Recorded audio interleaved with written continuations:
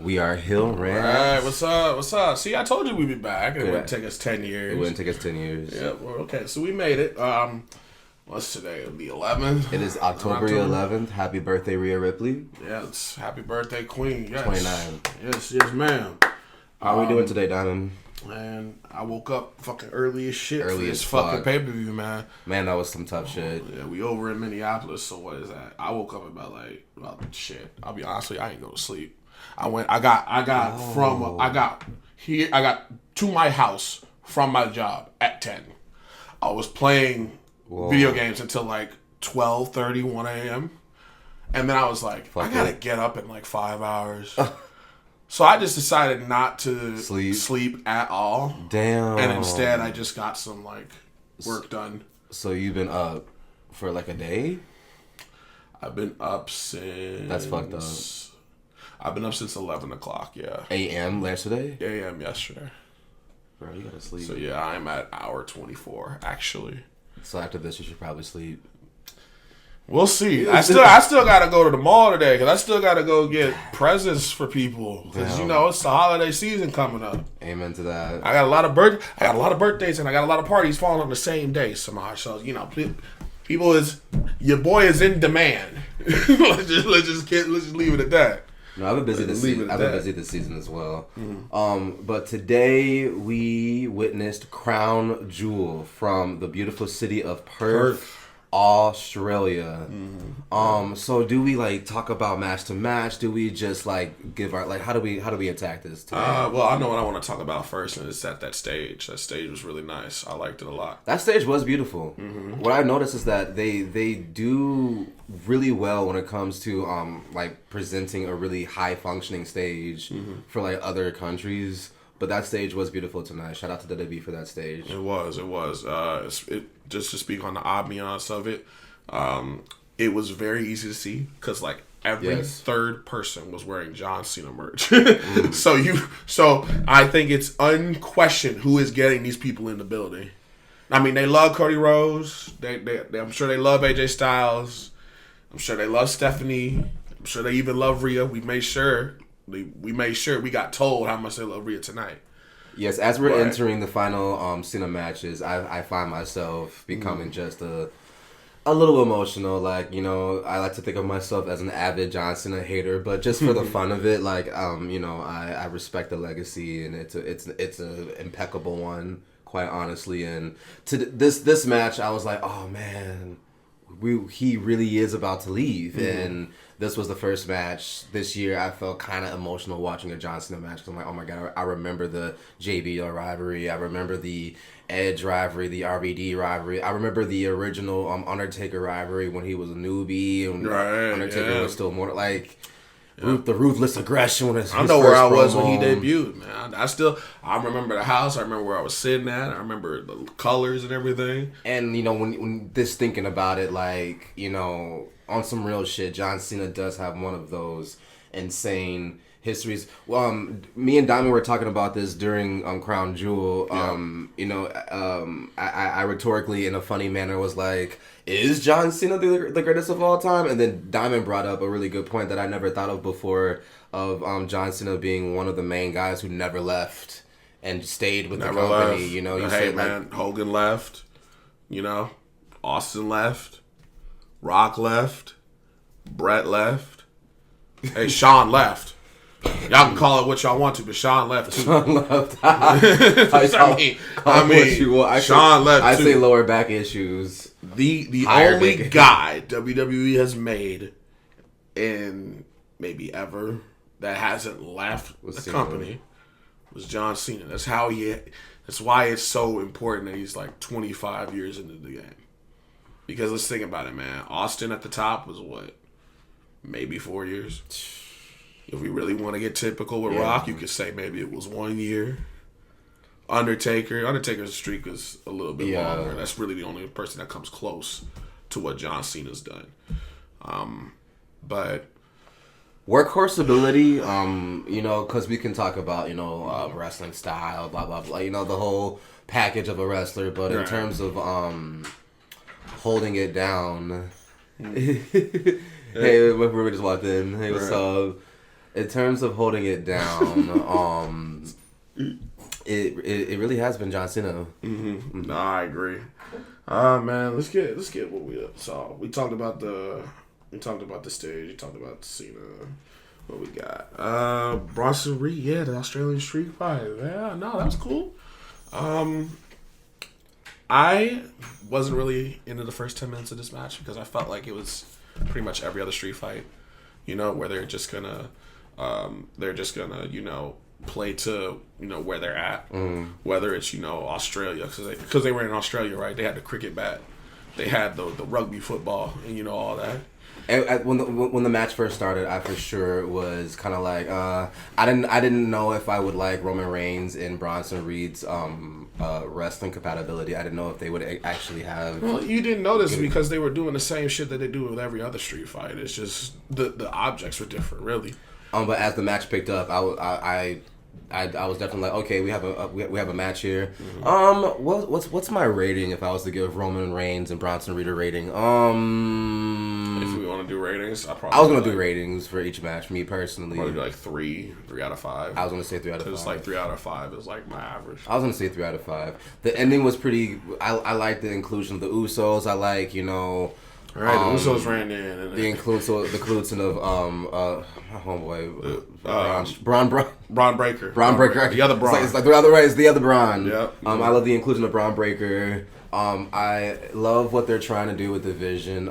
They still have some work to do when it comes to like building this, union correctly. Well, we're not nowhere near done with the vision after tonight. Bronson and Seth run, so it's pretty much a wrap there. We forgot. We got to talk about after the match. After the match. All right. Well, after the match, Jimmy, Jay, and Roman were all sitting in the middle of the ring, holding their abs and shit. They're selling. And this pissed you off. Yeah, because Roman says to them that I don't want to see y'all faces until Christmas. That was funny as shit. That was funny. That made me so angry because now Roman Reigns is gonna be gone until Christmas after he just took a month off. What did you expect? Something else. That's what I expected. Something else. Like this can't be the new norm with him. I mean, this might. He's worked like 6 matches this year. And I might be generous about that. Would you rather like Roman be like a week-to-week superstar? Honestly, yes. Damn. If I had it my way, they all would be. But I don't. What happens when I get my way is that Jey Uso taps out Gunther. So I will just leave that to myself. But again, if I had my way, Roman would be on here every week. So we both actually doing something important and not running this rehash of the same storylines that we've had for 5 motherfucking years with this bloodline shit. Now we're going all the way back to 2020 where we gotta convince Jey Uso, we gotta manipulate Jey Uso again. Like we gotta prove to Jimmy that we're in this shit about family again. Because we haven't evolved. Well, are we on like year 8 of the Bloodline story? Year 8? Year 6? Year 6? Yeah, you got the MFTs. If you count the MFTs, then yeah. We both give them 3 out of 5 for the Bronson Reed versus Roman Reigns Australian show up to work, Roman. Street fight. The next match was Tiffany Stratton versus Stephanie Velcro. Okay. Velcro, the care. Word to Stephanie. Word to Stephanie. I'm a little lit, y'all. I'm sorry. Oh my God. But sorry. Stephanie Vaquer versus Tiffany Stratton for the Women's Crown Jewel Championship. This match was actually really good. Mm-hmm. Really good. And I would rate it higher than the first match that came on before it. I probably would too. Give it like a 3.5. It was 10 minutes of just pure, nice technical wrestling. A lot of really was because Stephanie got her on the ground early and was adamant on keeping her there. And, Tiffany with her athleticism got out. The match ended, if I remember correctly. Tiffany went for the prettiest moonsault ever. She missed, and then Stephanie hit like a corkscrew moonsault and just splat right on her. Oof. Yeah, but congratulations to Stephanie McCare, man. She's pretty much a female Undertaker at this point. What is next for Tiffany Stratton? I mean, for both ladies, but let's start with Tiffany Stratton after this event. Because we were talking during the event. Well, I believe there'll be more looking in the mirrors and putting on makeup. Wait, what was that? I believe there'll be more looking in the mirrors. I believe there'll be more walking. I believe there'll be more putting on makeup.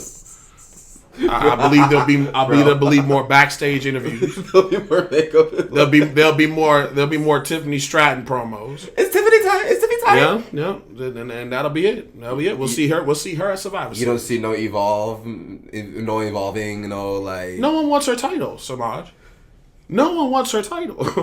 Like no one wants. I'm gonna try to do an impersonation. Literally, it's week to week of Jade Cargill and Nia Jax fighting over Tiffany Stratton. Her formula is like, okay, what's the name of the town? Okay, we're in Idaho.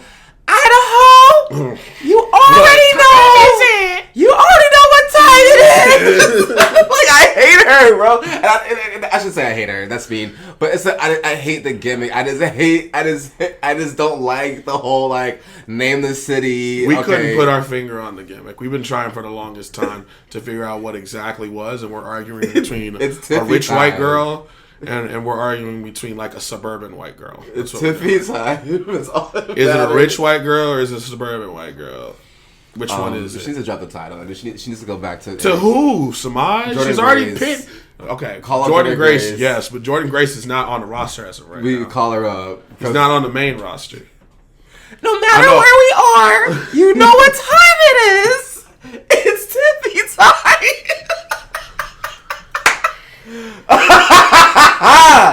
Yo, Triple man. We wanted this. We wanted her to beat Charlotte. Remember, we wanted. We were so ready to have Tiffany hold this fucking title for another 6 years. I wanted Charlotte to go over so bad, and Charlotte would have saved this division. See, y'all are so lame. Saved this division. Y'all were so mad when Charlotte returned earlier this year. Y'all like, here come this fucking bitch again. Yeah, coming down. We was very upset, including me, because I was definitely upset. And they allowed Tiffany to go over, and look what happened. Look what happened. We got what we wanted. We got what we want. Just like with R-Truth. Just like Charlotte would have never been this boring. Just like with Ron Killers, we got what we wanted. At least Charlotte makes shit looks interesting. Just like with Jey Uso, we got what we wanted. We wouldn't have to been subjugate ourselves to fucking Tiffy time for the past 7 months. Nice. Charlotte would have gave us good matches, good quality story. Tiffany did eat that one line where she was like... You know what Charlotte would have done? Charlotte would have made this a lot more interesting by burying every fucking shit that went up into her. Because that's what she did to Tiffany Stratton.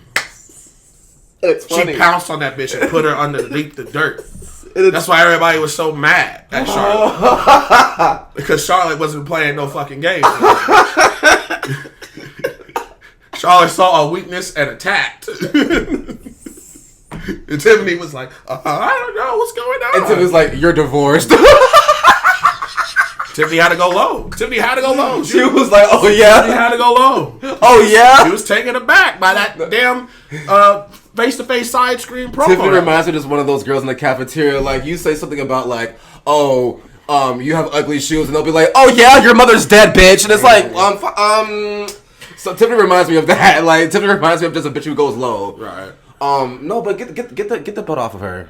That's fine. Get the belt off of her, please. We got to get the belt off of Stephanie too. You know that, right? Because Rhea Ripley and Io Sky won their match, so logic would dictate one of them is next in line for Stephanie McCare. And we already know who it is. Stephanie will drop it to who though? She gonna drop it to Rhea. We talked about this. Yeah, we talked about this. We think it's gonna be Stephanie and Rhea sometime around WrestleMania, right? Yeah, well, I was thinking that would be cool for a Stephanie versus Rhea around WrestleMania. That's what they should do. That's what they should do. About. I'm thinking that they should probably kind of do it to like more close to the Royal Rumble season. Mm-hmm. But like Saudi don't deserve that because I keep forgetting that they're putting Rumble and Saudi next January. It just kills it for me. Honestly, they can do whatever they want for that. Yeah. I'm banking on Stephanie versus Rhea Ripley. But it also makes me wonder, what is Bianca Belair? What has Bianca Belair been up to lately? Bianca's been nursing a finger injury for like the past 6 months. Is she SmackDown or Raw? I never. She's SmackDown. Okay, maybe. Okay, so this is what happens. All right, perfect. Okay, if they're gonna keep the belt on Tiffany Stratton, for fuck's sakes. So my WrestleMania pick right now, just looking at October window, we should get Stephanie versus Rhea Ripley for the Raw, and then for SmackDown we should get Tiffany Stratton versus Bianca Belair. If they're gonna keep the fucking belt. If Bianca's gonna be out this long, we probably should just wait till the Rumble, right? Right, have Bianca win. We probably should just wait till the Rumble. Has Bianca won the Women's Rumble already? She has. Yeah. Well, do it again. Yeah. Oh, run it back. I don't care. That's actually fine. Yeah. Have Bianca win the Women's Royal Rumble. Rhea doesn't need to win the Women's Royal Rumble to get to Stephanie. We can fix that in a different way. I forgot where I was. Did I rate the match yet? I did not. Anyway, my rating for Stephanie versus Tiffany Stratton. I gave it 3.5. Me too. 3.5 out of 5. I liked it a little bit better than the street fight. But other than that, it was a nice 10-minute match that gave us an introduction to each wrestler's styles. So you know what, I'm cool with it. What match came on after that? What did they say? Oh, it's John Cena and AJ Styles. The finisher spam, if I've ever seen. Let's talk about it. Let's talk about AJ Styles. Can we really call this John match Cena and not like an experience? This was an experience. This was a great experience. This was a great match. Yeah. I did not expect this. I forgot about their chemistry. I forgot how well these two gel together. Mm-hmm. I forgot about their other matches. I forgot how rare it is that they even match up in the first place. Yeah, the last bout was 2018 on a random SmackDown. So I think it was random anyway. And I think the last time they fought was 6 years ago. It was so. The match 6-7 years ago. The match was beautiful. First of all, just out the gate, let's talk about Styles bringing back the 04 short shorts. Dude. Man, when he walked into the building with that on, I'd been like, you winning tonight. That's what I knew. You winning tonight. I would have been like, you're fucking winning tonight, AJ. We gonna make this shit work. But no, it wasn't in the plans. The fact that AJ Styles, and both these men, but the fact that AJ Styles is like a mere almost 50, he's 48, and he's still jumping across the ring, doing all, I was just like, man, it was one of those, like talking about John Cena's, long historical reign being, who he is. AJ Styles is a very similar vein, I love the cute introduction of AJ Styles, of him being, the face that runs the place, and all the beautiful callbacks, and it was just, it as a 30-year-old, it still gave me that, this is a really cute send-off, and AJ Styles is confirmed to retire next year as well, and it just kind of hits you wow, these guys truly are the Ricky Steamboats of today. They really are the fossils that still can go. If you think about the 90s, the era of the 90s, right? Imagine somebody in their prime in 1990, the year 1990, still wrestling in 2005 and still going. That's the equivalent. And we'd never, maybe Shawn Michaels, he took 4 years off.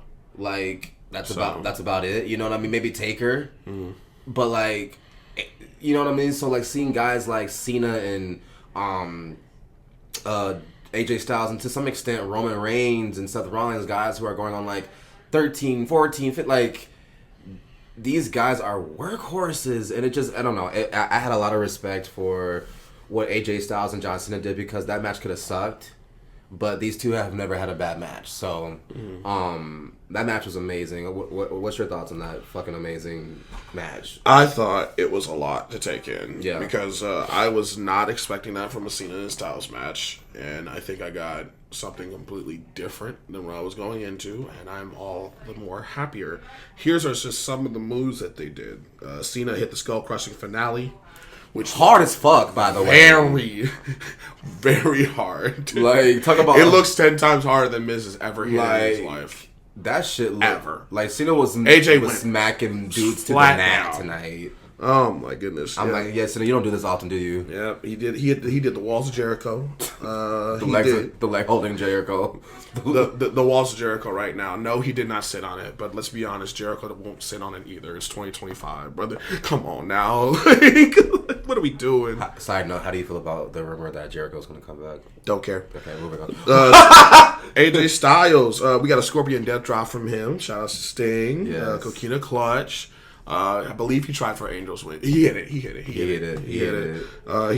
a switch in music that was clean. The best super kick I've seen in about 10 years. Like, that shit was clean. Wow. And tuned it up. Mm-hmm. And tuned it up. He did. And then the Deadeye for Kaz. The Deadeye was fucking nasty. The Deadeye was nasty. There were some moves tonight that I was like, Cena did look like he got dropped on his head as the Deadeye, but oh my god. I mean, last year, might as well get injured. And then for Cena, the Sister Abigail was really the biggest spot. And another smack on the fucking mat. Like, Jesus Christ. He did also hit very hard on that one as well. Yes. But afterwards, you can see Cena crying about it. The whole stadium got lit up in foam lights. That almost got me, I'm not gonna lie. That was real special. That was real special. He tried a 619. Now that's funny. I wish he actually got to the ropes. He would have looked like an AI character. You know, you see them AI videos where the dude's running up to the ring and then he gets to the ropes and they can't animate him going through the ropes. So they just do some fucking cuts and shit and then he ends up in the middle of the ring. It would have looked something like that. That's ugly. I guarantee you it would. And then he tried a pedigree, which, knowing John Cena, he probably would have dropped him straight on his head. And then for the win, maybe he did it. I'll give John Cena credit, but no, go ahead. For the win, he did a tombstone to the FU. Yeah, he did, which is wild. Mm-hmm. And I'm like, if AJ kicks out of that, like, come on. I think all that was like 20 minutes. It'll tell me right now. I give 27. I give it a 4 out of 5. Me personally, I give it a 4 too, because just it was very unique, and that's something I have not been able to say at all for a John Cena match in this year. John Cena and AJ was expected to give me something, gave me something completely different, and I appreciate them for doing that, because I was thoroughly entertained by this point, and I thought this was the main event, and lo and behold, we had 2 more matches. How do we feel about the next match after that? We have Rhea Ripley teaming up with Io Sky going against... I want to talk about the match, but I really want to talk about this feud, because this feud has been easily the most entertaining thing on a weekly basis. I haven't been staying in tune with it. What's the long and the short of it? They're kind of like baiting this relationship between Io and Rhea. Because they're doing the bromance thing, but for girls. Do you think WWE has the balls to do that? Well, I can go on that later, but Asuka, her angle of it is that she doesn't trust Rhea at all and thinks Rhea is like gonna backstab her. But Io does trust Rhea, and Kyrie's kind of like caught in the middle of these two arguing, and that was really the story of this match, because they immediately got rid of Rhea and started targeting Io for like 15 minutes until Rhea could get the hot tag, and then it became a lot more even afterwards. I think it was a riptide into over the moonsault for the win, right?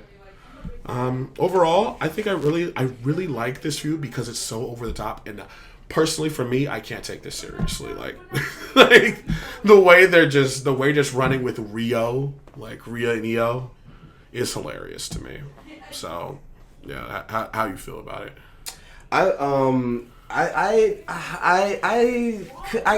almost couldn't get into the match. I felt like I enjoyed it. I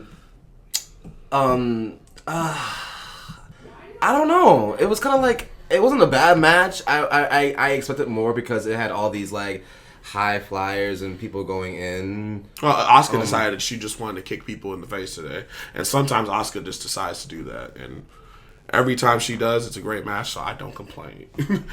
I don't.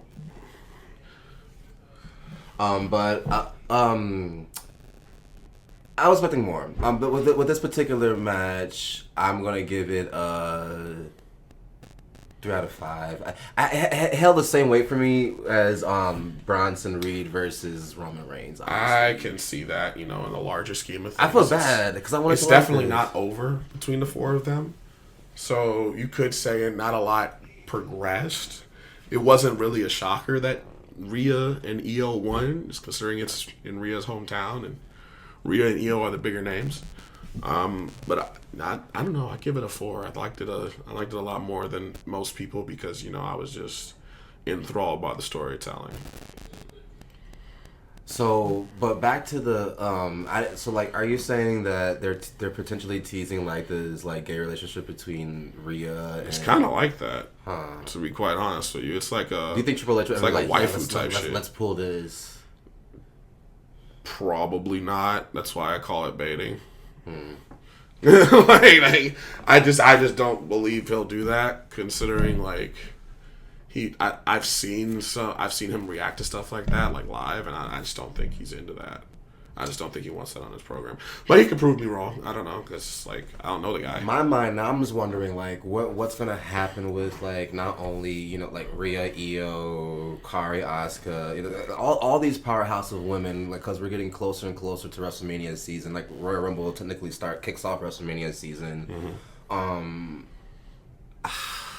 It just seems like I don't know. It seems like WWE doesn't want to give everybody their shine for WrestleMania next year. It just gives me that vibe. It just gives me that vibe. There's not going to be. I don't think it's going to be less of a card than it was last year. Yeah, I don't know why I feel like. I don't think there's going to be less matches or less people on the show. What was the main event of WrestleMania this year again? It was Cena and Cody. It was Cena and Cody. And then the first night was Punk. Reigns, it was Punk and Reigns and Rollins. Yep.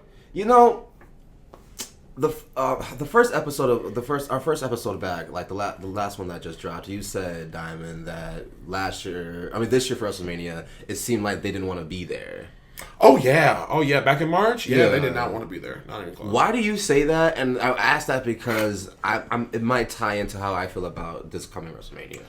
I feel like they were just in there to get in and get out, to be quite honest with you, because anybody had an interesting question, or if anybody had a question that flew into the face of what they wanted to answer, it showed on their faces. And it showed in their responses that Triple H gave, that Paul Heyman gave, that Nick Khan gave, that all of them gave. To me, I think once that final bell rang on WrestleMania Sunday, they finally just dropped their head back and they just said, fuck it. It was all done with Paul Heyman when he went on Pat McAfee and talked about that one dude. If that wasn't a summation of what they were feeling, I don't know what to tell you. I don't know how y'all didn't see that. Because literally, shut up before you get deported. Literally, the dude is reacting. And I'll say this again because I said it last time. Yeah. But the dude was reacting to something that you guys did 48 hours ago. And he is acting exactly how anybody else that doesn't know about the product, doesn't know anything about wrestling, period, would react when you turn on the two biggest baby faces that you fucking have. And you go and then he goes and says some shit like that. Just pissy. Oh, like, fuck off.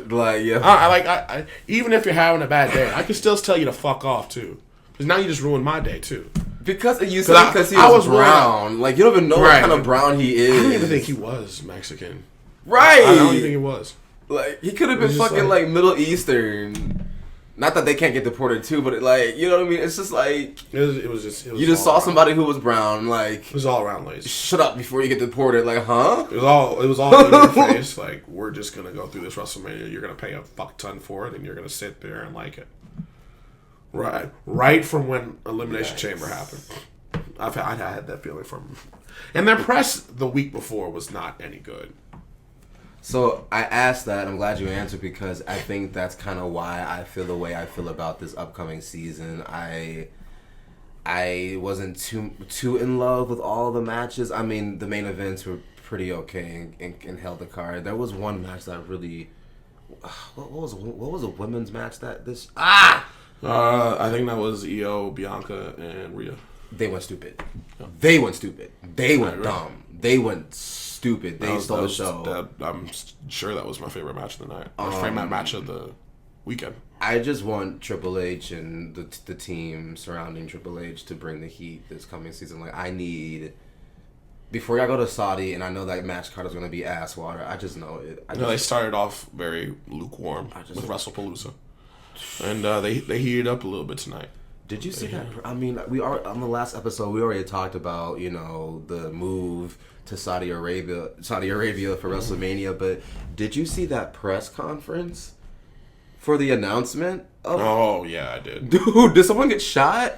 Look, man, I saw all them superstars have that face, and I'm like, look, man, dude, y'all are not gonna have that face once this check clear. So don't show it to me now. Don't show it to me now. I don't want to hear like y'all even are acting. You said y'all don't want to be here. That's not gonna y'all be are here. I'm gonna need y'all to absorb it. I'm gonna need y'all to embrace it, because the wrestlers are gonna make this WrestleMania great or ass or mid. We already know what booking they're gonna get. Very little, if at all. Dude, I'm so scared for the booking. So it's really up to them. It's gonna be like an evolution type feel. I'm gonna be honest with you. It's gonna be Triple H versus Kane, special guest referee Sting. Bro, I'm gonna hate it. It's gonna be special referee Chris Jericho, the way you've been acting tonight. Oh my god. Kevin Nash versus fucking who's still alive from that era? Who's still alive? Good question. Ricky the Dragon Steamboat versus Kevin Nash. They're gonna get Sting to come out and retire. I might actually watch that, low-key. Kevin Nash versus Sting. No, Kevin Nash versus Ricky the Dragon Steamboat. And I just saw Ultimate Dragon last month. Put Ultimate Dragon on there right now. They're gonna want Trish Stratus. Put Ultimate Dragon on there right now. They're gonna want Lita versus Trish Stratus. Okay. Or no, maybe they're gonna want that. Actually has a chance to be good. Actually, facts. No, Lita and Trish Stratus right now actually has a chance to be good. So they're gonna want Fabulous Moolah. Like, I don't know. Anyway, the last match of the card, of course. Cody and Seth. Cody and Seth. Mr. Yeah. You got to say later, bitch, to Cody's record. I thoroughly enjoyed this match. It was a good pace. It was good storytelling.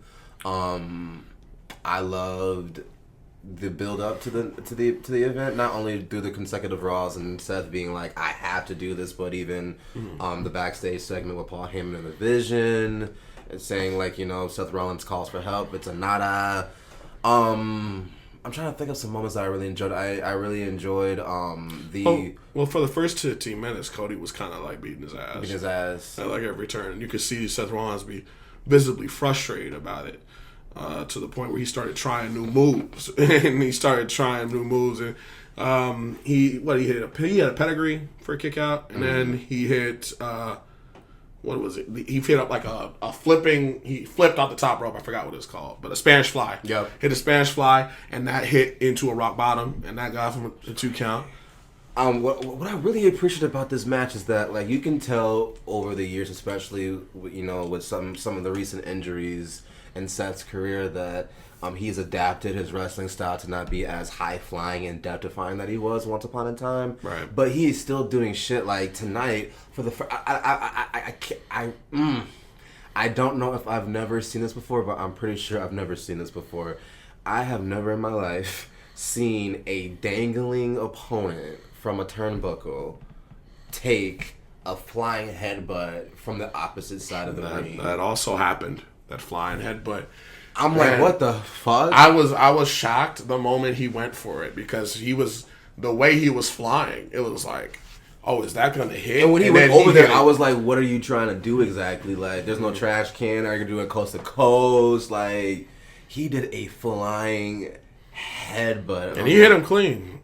He hit that motherfucker clean, bro. And then Seth did a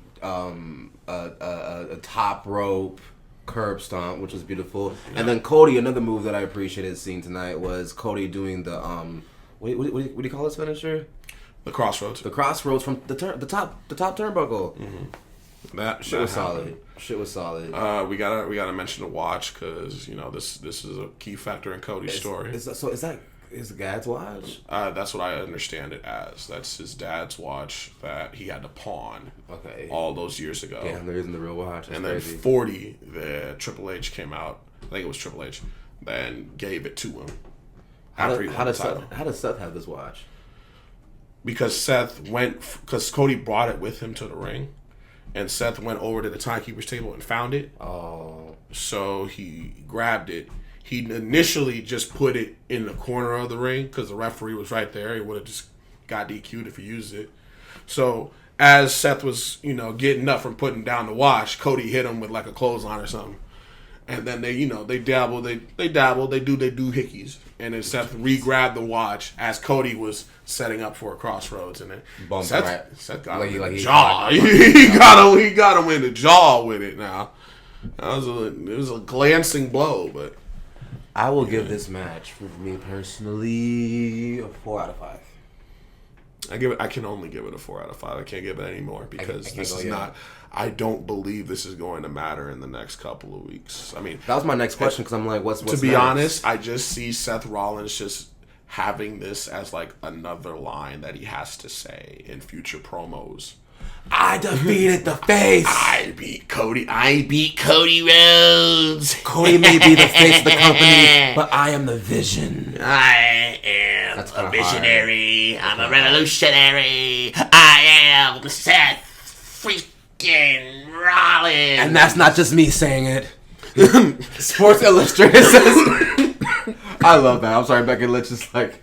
I love that. Well, we're in due for more vision because Becky is still Intercontinental Champ. She didn't have to defend her title tonight.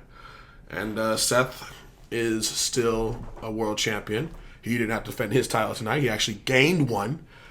He gained the Crown Jewel Championship that we are guaranteed to not see on WWE programming for another 364 days. And that's how prestigious it is. Oh, that's prestigious to you?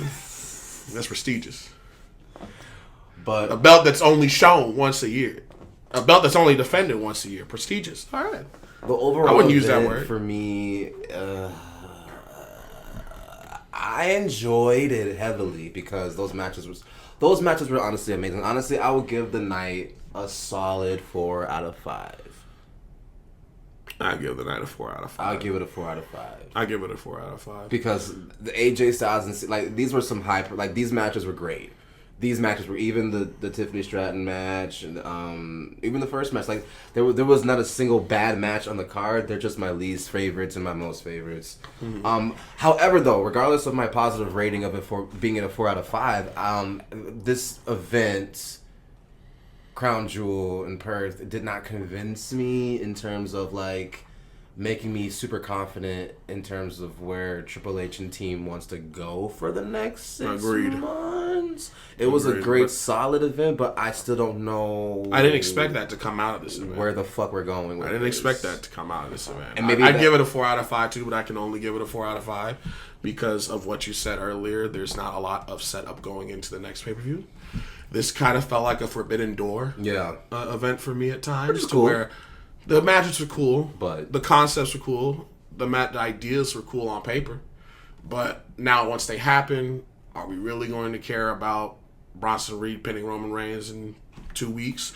Now that's up to creative. Right, that's up to y'all to really that's up to creative to make that fucking count. So make it count. So is Seth really done with Cody Rhodes now? Does Seth really think he's got the monkey off his back? But y'all gotta make these titles matter. Like y'all gotta have more push and pull with that. Like what the fuck is the tag champs doing? What is Dominic tag doing? Champs? Yeah, we got tag titles on this program. Finn Balor and who the fuck is that? Who the fuck is Finn Balor? Judgment Day has somebody in Judgment Day have tag titles. They're still a faction. No, Rhea and Damien on another show. You know that, right? But there's the Latin woman, I believe, and the other small white girl with Dominic. And you mean Liv Morgan? No, not Liv Morgan. The other small white girl. No. The other girl Latin too. They're both Latin. I don't know.